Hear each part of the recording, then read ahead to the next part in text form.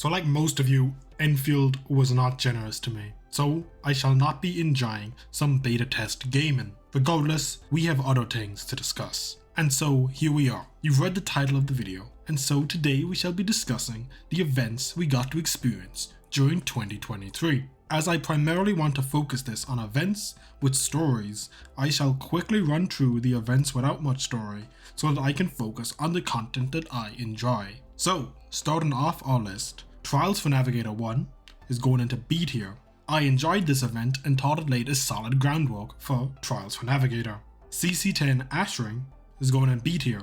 Another solid event, but it's just some CC goodness, so it's nothing too offensive. Likewise, CC11 Fake Waves is also going into B tier. Trials for Navigator 2 is going into D tier. I have no idea how they took something I thought was a solid groundwork and ruined it, or at least just made it worse, but they did. Reclamation Algorithm, it does have a story, but I, for the life of me, couldn't get into it, so it's slotting into D tier. I do think there's a solid foundation here for a future event, but it was not for me. CC12 Base Point going into S tier.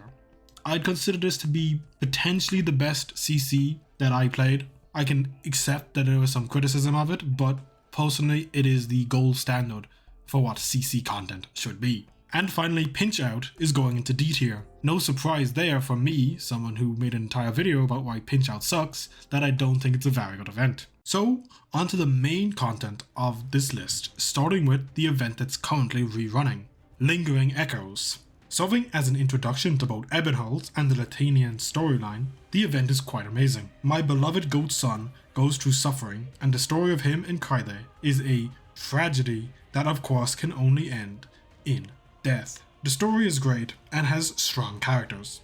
The event mechanic is unintrusive, and as such we can start off our list with a solid S tier. Ideal City, Arknights Global 3rd Anniversary, and a sequel to Gaviel the Great Chief returns. The event follows the exploits of Gaviel and co, and serves as the first big introduction to the Durans, as well as giving us local Ursus Wolfgull Pozjanka. The event mechanic is pretty fantastic, probably one of my favourite. That card serves to help the player in a big way, rather than to hinder them, and is of course the first 7-star operator in Arknights. The story is good, but nothing to really write home about. As such, I'll place Ideal City into B tier. Up next is To Be Continued, the first of the short story events to be discussed on our list, and in my opinion, it's the weakest one. Now, I do enjoy the 6 different stories, but I think the lack of a overall narrative doesn't serve to push it very highly in my opinion. Catching us up on some NPCs is a good idea, but I only really cared for the story about Jesselton, which is coincidentally on this channel. Placing this event in C tier, however. It could be better, but it could still be worse. Dorsalus Holiday Rerun, the event that gave us Chen Alter, so it already has a mark against it. She is pretty broken though, to put it mildly, so I will let it go as she has helped me clear many bosses. Much like Ideal City, the story isn't much to write home about, but it's pretty unoffensive. The event mechanic isn't too intrusive either, so at least that's not a pain to deal with. The gacha-esque reward system, however, is kinda annoying, so I am slotting this, like Ideal City, into B tier. Dorothy's Vision, the middle of the Rhine Labs series of stories, and sitting between Mansfield Break and Lone Trail. Dorothy's Vision has a lot to live up to, and, in my opinion, it nails it. The story centers around the experiments of Dorothy, and continues the storyline of Saria and Silence. The event is one of my favourites, although I do have a big Rhines Lab bias. The mechanic being the activation of the mechs is pretty cool and it's easy to deal with, so I will slot Dorothy's Vision into S tier. And Obscure Wanderer, introducing the Hunt's uncle Moina as a playable character, so the event is already goated. A short story event telling us about Moina's travels post Neolight. It's an incredibly enjoyable story, giving a better look into the mind of Moina. Horse bias is not being set aside, and it's going into A tier. It's Been a While. It's Been a While was a crossover event with another Chinese franchise, and as such I had very little investment going into the event, and it didn't really give me anything to keep me invested while I was reading it. This is probably going to be the shortest section of a thing that has a story, but it's slotting into C tier. Arguably, it could go into D tier. Neo Light Rerun.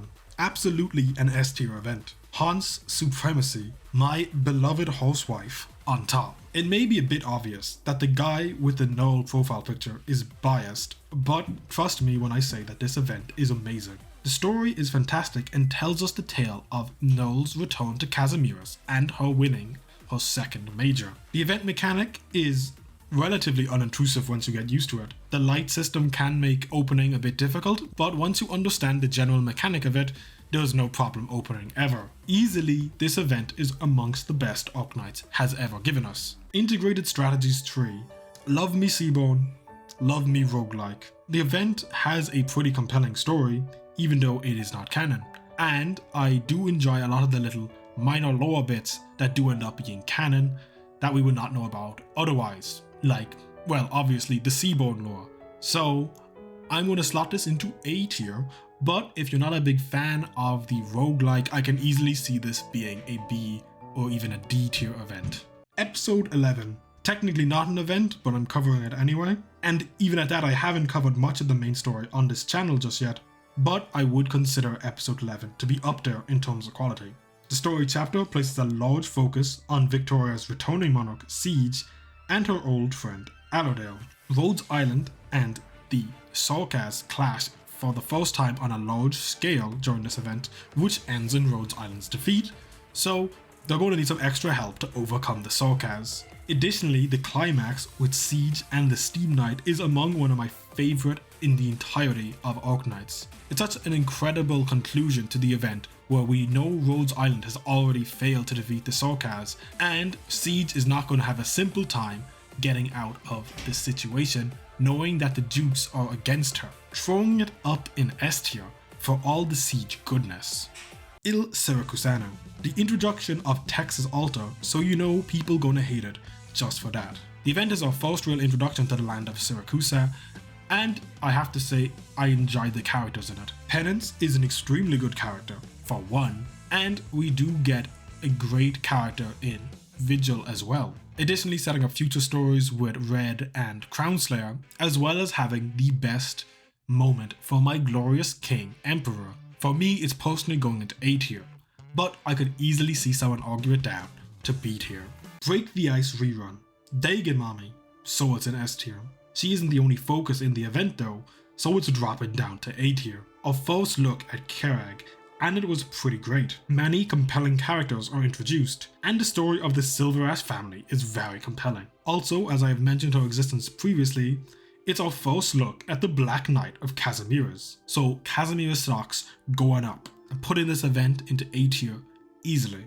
What the Firelight casts. The event continues Reed's story from chapter 9. It honestly is so important to the story, it's a disservice that it's not in the game right now. The story improves Reed's already interesting character by adding depth to her relationship with her sister Eblana, and its conclusion brings Reed out of Eblana's shadow so that she can be her own person, and it's setting up for the reunion between the two sisters, which I am looking forward to greatly. Our Flame Dragon is easily ensuring that this event reaches S tier, where Vernal Wind will never blow again. A continuation of the Sui sibling storyline, and a fantastic one at that. It holds up to the same standards as the previous Sui events. In addition, it is a strong cast of characters. Kyubai, Chongye, and of course Waifu's deadbeat dad all play a large role in this event. Their antagonist Ya is also fantastic, and they gave her an amazing design. Chongye has even displaced Nian and Ling as being my favorite of the Sui siblings, so that's saying a lot. This event is easily slotting into A tier for me. Invitation to Wine Rerun. Like the previous event covered, Invitation to Wine is a Sui sibling event. This one introduces us to the Blue Woman Ling herself, and to the best dad in Arknights, my goat, Lee. The mechanic of the cups can cause a lot of failed stages, but Eden exists, so it's easily handled. Also, Big Dragon Shenron is very cool looking. A tier. Adet in Shunfen, the fastest NPC to playable in Arknights history. Kyubai returns from Vernal Winds in this short story event, focused around the Village of Shunfun's attempt to scam money from the government, an extremely based village if I've ever heard of one. It's pretty simple story-wise, and it introduces us to wind chimes. I need to wind that woman's chimes. B tier, A Flurry to the Flame. The Monster Hunter collab event, and a really solid event at that, though there wasn't much that really excited me. Again, this event had a gacha-esque reward system, which is an absolute pain to deal with, and I'm not a Monster Hunter enjoyer, though if you were, I could easily see this event being great for you. Yato and No's relationship is pretty great though, so it has that in its favor. Slotting this one into C tier, Guide Ahead Rerun. It has the greatest line in Arknights history in it, so you already know it's peak, or glorious flaming chicken putting Anduin in his place. S tier for that alone. Besides that, the story of Cecilia and Enforcer is amazing, so I'd say this event is extremely well deserving of its spot in S tier. An absolute must read even for non-Arknights fans in my opinion. Episode 12. Episode 12 continues on the story from episode 11. Episode 12 takes a step back in scale, and no great battle between Rhodes Island and the Sorkas will take place in this. There will be one minor one, but it's not going to be an all-out battle. The story returns us to the home of the Glasgow gang, and Indra and Siege really get put through the ringer. Those two girls are going to need some therapy after all this is over. The event mechanic is a pain to deal with though. The DP limit and spy mechanic individually aren't hard to deal with, but when you put them together it can make opening in the stages a nightmare. The story for it definitely would lend me to place it into A tier. However, the mechanic is just such a pain to deal with that I'm going to drop this one down to B tier. Lone Trail. I think you already know just by me saying the name where this one's going, so I won't leave you in suspense. The event is peak, simple as, an easy S tier. The conclusion of the Rhine Labs story, at least for now, and God does it deliver on it. Kristen's journey to split the sky and the light it shines on Columbia is fantastic. The event really shows us how fundamentally dystopian Columbia as a country is, with only a handful of actors truly acting for the best interest of everyone. Sari and Silence have a great reconciliation scene during the event, so the Owl Dragon remarriage is real. Overall, from the characters to the story, the event is deservedly S tier. Salty Farah Navis rerun. Seaborn my beloved, Irene my beloved. By their power combined, do I ignore the painful event mechanic that exists in Salty Farah Navis. The story of course continues the Abyssal Hunter storyline, and it was pretty great. The exploration of the Salty Farah Navis itself is a fantastic read, but the mechanic is painful, dragging this event down from A tier to B tier. Hortus the Escape Ismo, the final event of 2023, and an absolute banger to round out the year, taking the scale of many of Arknights' latest events and narrowing it down to one Abby. Executor is a character I didn't really care for before this event, but I really enjoyed him during the course of the story. Laterano kind of becoming one of the best regions in Arknights, with two of the best events in the game focused on it. Admittedly, the citizen mechanic is annoying, but in my opinion doesn't hurt Hortus too much, so I'm going to easily place this into S tier. If the mechanic is a deal breaker for you, I can easily see this being knocked down to A tier or even B tier. Now let's take a look at the final list. Overall, I have to say a pretty fantastic year of story content. Your list is probably very different from mine, and I would be happy to see them. A link to the tier list I used is in the description if you want to use that, but of course a comment will always suffice. Just out of curiosity to myself, I lowered all the reruns down one tier for being content we've already seen again, and you might agree with this list more than the list I gave you from my reasoning. This video was pretty enjoyable to make, so I might make more tier lists like this in the future, maybe discussing the event antagonists, as I think that could be quite an interesting discussion, but only time will tell. The Enfield beta is coming up, so I'm really looking forward to seeing that translated lower for us, although I will not be able to experience it myself, sadly. Here's to hoping for an open beta that we can all enjoy together. Y'all be good people, and I will talk to you next time.